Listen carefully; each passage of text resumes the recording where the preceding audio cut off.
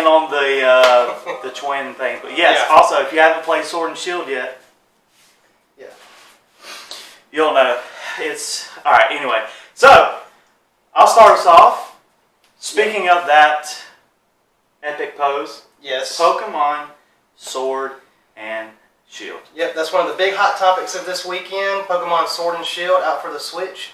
It's so far, I believe it's great. I mean, the story is exactly phenomenal. You got the wild areas, you got camping, the curry, the gym leaders, how you have to go through the stadiums, and not to mention the final evolutions were far better than I had ever hoped for. I was really proud of us.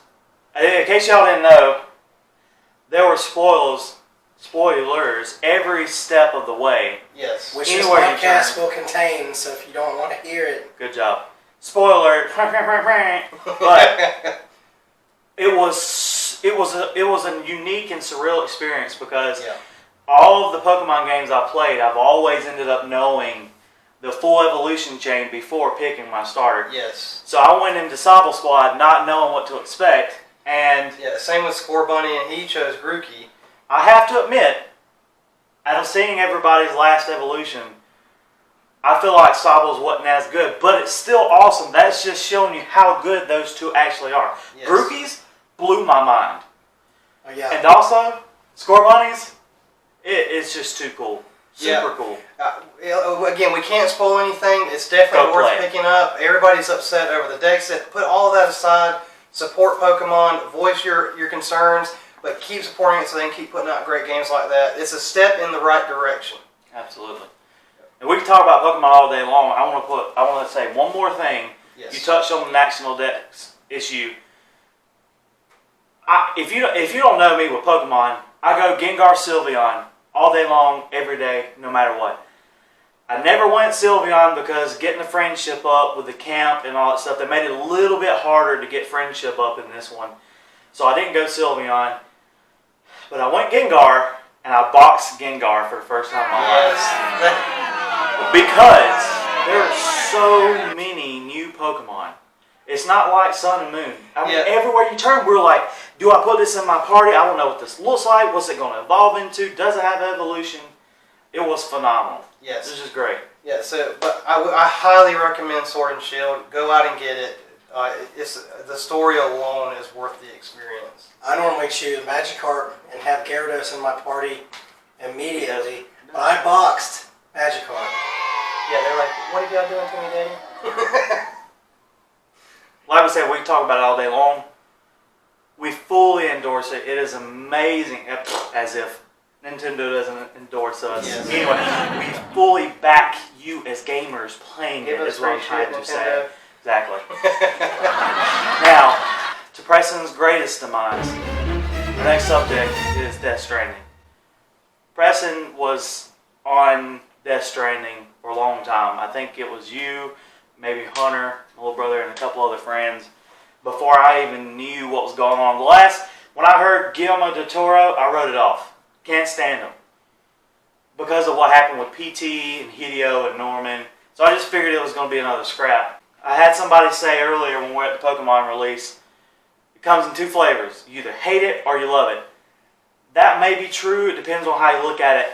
But I told them, it is the greatest game. The greatest game I have ever played. Me, who has Kingdom Hearts on my skin.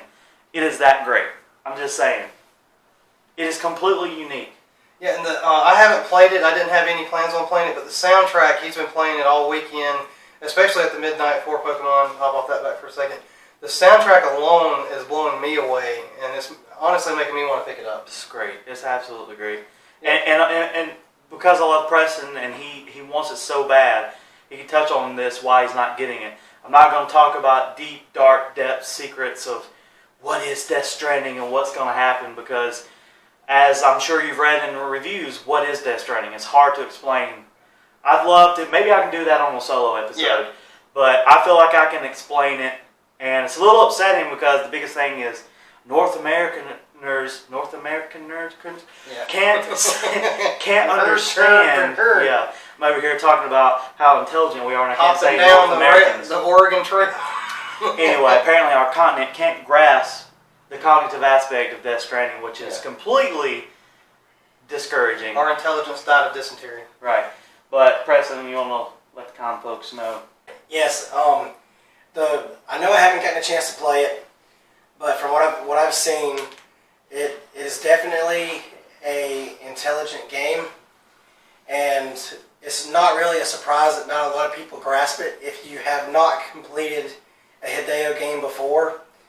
But a lot of people who have, which this is the concerning part, who are Hideo fans and know what he does, are still having a hard time grasping, as I'm sitting here rasping. That was great. That was good. That was great.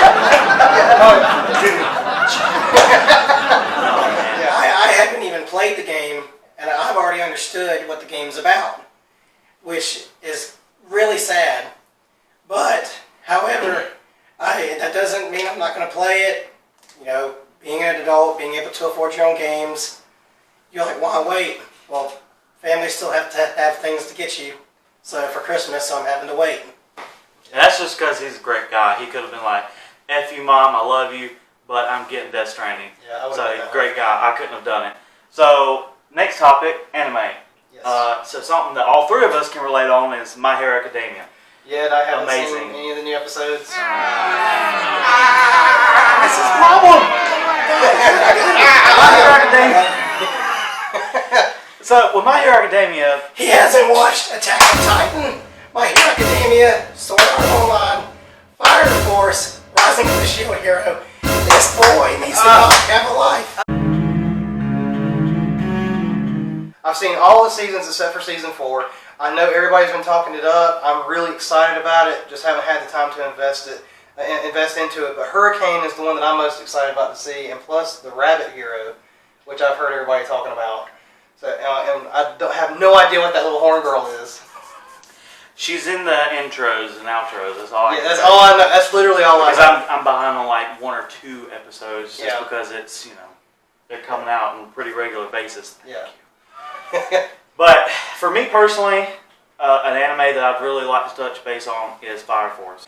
If I had to say 2 animes to describe it, it would be Soul Eater and like One Piece put together. And it's weird, or maybe Dragon Ball, because it's maybe One Piece. Anyway, the point is, it's got Soul Eater like design, artistic design, Yeah. and mixed with the One Piece kind of uppity, kind of big, grand scheme of things, and the main character reminds me of Luffy a whole lot. Oh, really? But yeah, it's really cool. But essentially, real quick, humans are starting to turn into something called infernals, where you literally turn into like this fire demon, just really? randomly at the start of it. And it's about a special firefighting team called the Fire Force, and they are specially equipped to fight these infernals because they have fire powers of their own. And explaining it more, you'd have to watch it, but it's extremely action-packed. It's very fun. It's funny. It's got all the right qualities that I enjoy. At this end of the year, it's a great time to be an anime fan, isn't it? Mm-hmm. There's a bunch. Yeah. Well, I have seen a couple of episodes of Fire Force. I want to comment on it. It is really good. Kyle was the one that recommended me to it, and I would recommend it to you. If you're in between animes and is looking for something to watch, it's the perfect show to pick up. Now, my show that I've been watching recently is called Demon Slayer. If you don't have satellite or cable, unfortunately, that's the only way you can watch it. It's only on Toonami, and it'll be an exclusive for 2 years, so you can't even buy the season for 2 years. But right now, in North America, it's on episode 4, and it follows, right away, it gives a whole lot away, so I really don't know if I should talk about it. But the art style, the animation, the guy who plays as Deku in My Hero Academia, he plays as the main character. Sold right there. And the anime, the art style is very traditional, new school Japanese, which immediately hooked me right away. And You showed me something pretty cool. You said like some of their weapon attacks, Like you showed, like this guy had a katana that was like slicing, and the slice had like their elemental, and it was water, and it was like it's not Kasumi, I forget, but it's like the old style traditional waves you always see on tapestries. Oh, really cool. Really yeah. cool.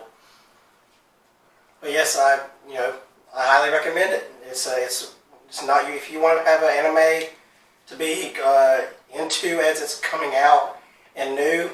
Demon Slayer is it because it's only like 5 episodes in on North America. Yeah. And for me, all three of us going to Japan, we got to see the Unicorn Gundam transform in Diver City. Awesome. Gundam has a lot coming up for it.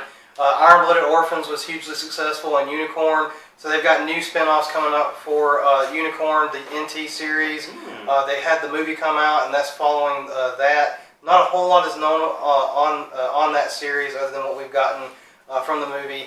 But as far as Iron Blooded Orphans spin-off, there isn't a whole lot there as well. But I know it takes place in the as a prequel and a precursor to all of that, kind of talking about how the mobile armors got started in the war. So that's going to be fun to see, and I can't wait to see that. It's great. And NT meaning new type, right? Yes, exactly. Awesome. So speaking of new type, Gundam, space, that'll lead us into our movie topic. And it's going to be our only topic because it's so large. Yes. Bigger than life. One thing that we always look forward to every 2 years. Thanks, Disney. By the way, get Disney Plus. Yes. Molto bene.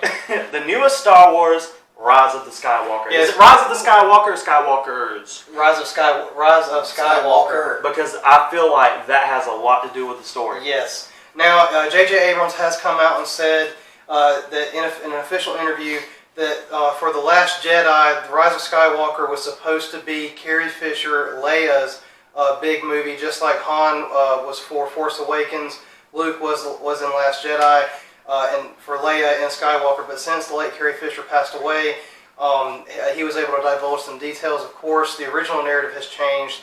Carrie Fisher's character, Leia, was actually meant to be the last Jedi. R.I.P. Yeah, but since she passed away, they've been having to repurpose old archived footage from Force Awakens. So now the story plot has changed. It's a great plot. I feel like that would have been a great thing. I'm not a big fan of Leia and the Carrie Fisher. That's just me, my personal opinion, but I feel like that would have been a good. That'd be good for the story. Especially since we haven't ever really seen Leia use any Force abilities. Right, except for when she pulled herself out from space. I fly away. Love Carrie Fisher. She Peter Pan in the Force. Yeah. Here we go. And here we golly, man. Yeah, but, I can't wait. Basically, for me, the biggest thing for Rise of Skywalker is Kylo looks like he's re-equipping his helmet. Looks like he's going full. Maybe I shouldn't say that. He's going all the way into the dark side, and I feel like the tension between him and Rey is going to be pure. None of this. Should I kiss my brother? Are you my brother? Should we join forces? They know Kylo's on the dark side, Rey's on the good side, on the light side rather, and I feel like there's just going to be this epic battle between them that we're all been waiting on. But my biggest thing is, who are Rey's parents? It's killing me. Why did you do that to me, JJ? Daisy Ridley, she said that she's surprised nobody figured it out from watching The Force Awakens. She said that after watching The Force Awakens, she was surprised that nobody actually... Now that upsets me, because I like trying to find out stuff like that. But it will officially 100% be answered according to J.J. Abrams in Rise of Skywalker. So that's like the biggest question. 100% kind of hidden, maybe no one will ever figure it out. Yes.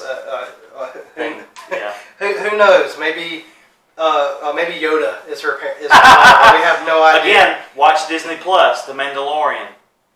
Yes, which I need to watch. that's another show I need to watch. All right, yeah. So Pedro Pascal, he's one of my favorite actors. First place that I saw him in was The Kingsman, Golden Circle. So when they announced him as the Mandalorian, I was stoked for it just from the beginning. I didn't have to watch anything else. Pedro Pascal and Taika Waititi as the droid. Taika, I don't know. He's a new entity for me, and me just researching him on the internet is scary. Yeah, I loved his work in Thor Ragnarok. Very funny guy. Yeah. And I like that he shows up in his. Yeah. He doesn't just direct produce whatever. He's actually in it. Who knows? Maybe Core will pop up. Hey, what's up, man? We're gonna get the ship. What are you most excited for? With Star Wars, I'm most excited for the fact to see who is Rex Barrett, like you said. Yeah. And I don't know. A lot of people like Kylo. I'm kind of in between because it's hard to grasp his story arc. They did a really good job with that. Yeah. Is he going to be a good guy? Is he going to end up bad? Because they made it where it was completely believable that you could fall in love and feel okay about it with either Kylo or Rey. They felt tangible. You could almost understand where they came from. Yeah, the best villains are the ones that you're like, maybe they're right. Exactly. And I know that's horrible to say, but it's true. Exactly. But so we're going to end the show with our first episode, recorded episode of going into tabletop gaming. Something that we're very passionate about, and we have a very good friend of ours, Brandon. He has ownership of a really cool establishment called One Up Video Games. And if you're in the area of Greenville in the upstate, or even if you're far, far away, you should still come check it out. It's in Powdersville. It's called One Up Video Games, and started off as a retro gaming establishment where you could get Super Nintendo, N64, Sega Genesis, blah blah blah. Just about anything you think of, Atari. Get your nostalgia. Exactly. And he grew, he's successful, and now he's expanded and is building a room that's going to hold tabletop gaming, which I'm very excited about. I'm going to go check it out. He's very passionate himself about Warhammer and building and painting his figures, which I'm very passionate about D&D myself, and I got into figuring, painting, and I can understand it's very time-consuming and it's very fun and expensive hobby to have, and you should check it out. And also, just to touch my last thing on tabletop, love D&D. We will hopefully, hopefully very soon, be filming a D&D session of some sort coming up very soon. Yes. Which, that would be great. Haven't D&D'd in a while, but can't wait to roll that critical fail. It's a great time. Yes. It's a great time to be in tabletop gaming, by the way. I mean, look what they did with Stranger Things. You have Rick and Morty all have their own starter packs for D&D 5th edition. Hey, so, Pokemon, come out with that official Pokemon D&D now. That'd be awesome. The Node on YouTube does their own little Pokemon. I think they stole from something. But anyway, it ended up being really cool. But RazaelsRevengeGaming also, he's on board with us. He's a great sponsor. You should check out his website. It'll be in the link below, and you should go check him out. He's a great guy to just talk to. Someone who's just wealthily knowledgeable in all things gaming and entertainment. And I appreciate you guys tuning in. Yep, we are a Realm in Between. Like, subscribe, and hit the bell. Bye, guys. Yeah, bye. Thanks for joining Realm in Between.